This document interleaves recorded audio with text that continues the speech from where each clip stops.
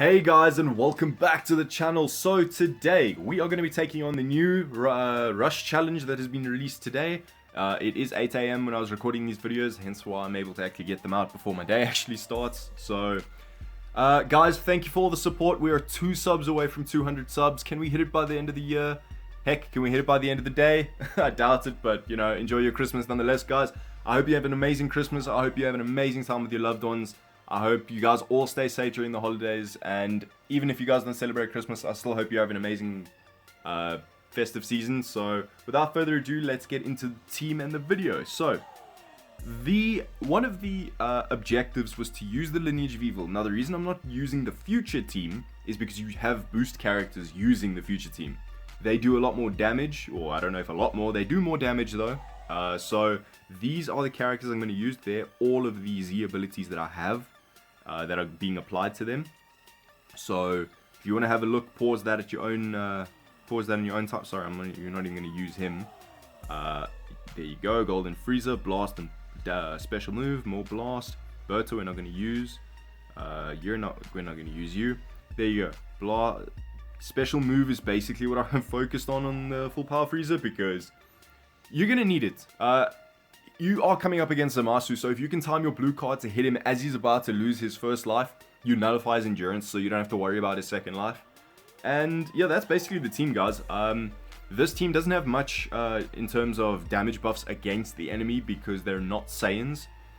This team is built for damage against Saiyans, but you know what? Let's see how they do in the game against, you know what, Lineage of Evil and Future. So let's get in. Right guys, so here they are, Zamasu, Trunks, and Cooler. Now, obviously I did start with the Golden Freezer because, as you'd expect, it would seem the most obvious choice. I don't know, this was a very weird kind of rush. They've changed it up a bit. And it's unfortunate that it's only worth 50 crystals now, considering how annoying these rushes are. This was, I think, my second attempt. Might have been my second attempt. I might have not been recording the first one, so I was like, you know, quit. Yes. I didn't record my first one, so I was like, well, there's no point in me carrying on there, is there? So I quit the game, and, well, here we are in my second one. So the LOE does not do bad damage at all against this team, but I did stuff up my charge stepping. It was 8 AM when I started this game. Give me a break. So LOE doesn't do too bad damage against this team, but how do I explain? You've got the future option. Now the only reason I actually decided to use LOE is because you do get 10 crystals for doing so. And I mean, 10 crystals, you might say it's not really that much. It's not a lot. I mean, it's not much. But as a free-to-play player like myself, I kind of need every crystal I can get. So I did grind it quite hard. So yeah, it's basically it. That's all I really have to say about that one. If you do struggle with the LOE team against this challenge, I would recommend just sticking to the future boost units that they do give you. As far as I'm aware, that the LOE are not boost characters, because with damage like that, I'm assuming they're not. And yeah, you get the nice debuffs coming from the Golden Freezer, which is nice. The blue card from the supplied from both of the blue one and the yellow one, which is incredible. I was very tempted to go for a rush here, but at the same time I was like, you know what, I've got my strongest green character against this blue Trunks, so I was just thinking there's not really any point. He's going to do amazingly well damage wise anyway, so just keep him in. Even if I lose him, I should be able to finish him off with the rest of my team. And I just managed to survive, and of course you'd go for the Rising Rush. The CPU. That's 2 things I've learned, is sometimes, actually quite a lot of the time, is if they use an ultimate ability, they will go straight for a blue card. So never drop a card immediately. If they ever go for a blue card, they might go with a Rising Rush immediately as soon as you use a card. So just bear that in mind and be careful. Now here I was expecting this to do so much more damage. Thank God I had the 2 blue cards, because otherwise that would have literally done nothing. So very, very happy that I had the 2 blue cards in my hand. Still managed to get 1 million damage in, so that's decent enough, I guess. It's not nearly to the extent that I wanted, but yeah, I mean, you can't beggars can't be choosers, I guess. I don't even know why I said that, but it didn't really apply, but whatever. So this is the team. I got very, very lucky here that I decided to go for the green card. Managed to wind up in a clash. Unfortunately, I still lost.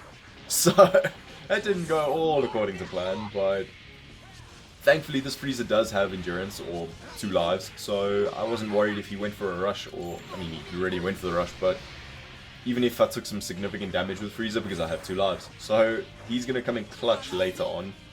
Unfortunately, the CPU does its type disadvantage well, so it switches out when it's type disadvantage, so it's very irritating in that respect. And this Frieza's strike damage is not at all it's not good at all. So the fact I managed to actually get strike damage in here, that was actually very, very nice. Very, very lucky for me. Now here I noticed I was two Dragon Balls away from my next Rising Rush.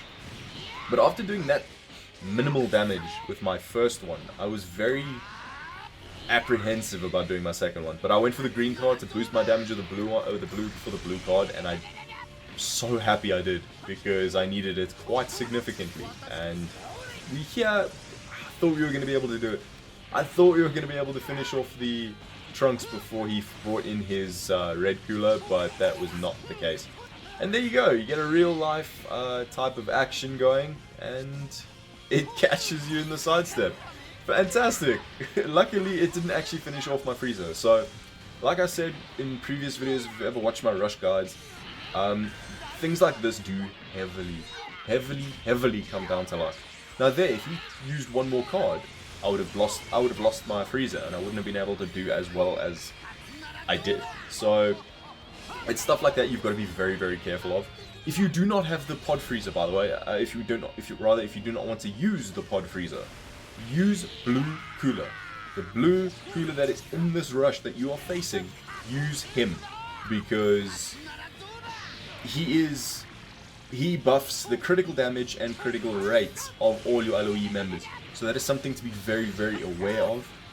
He is, honestly, he would actually be more ideal for your team, but I chose not to run him because I personally like what the blue Frieza brings to the table in regards to his blue card. So, yeah, just bear that in mind, guys. Unfortunately, there I could literally do nothing, but I knew I was going to get key as I swapped in, so I tapped my blue card, get in time, win the game. So, like I said, it came down to luck at some points, but you know what? We all need a little bit of luck in our lives. So, yeah, that's how you do this challenge rush, guys. I hope this video did help you. If it did, please don't forget to hit the like button.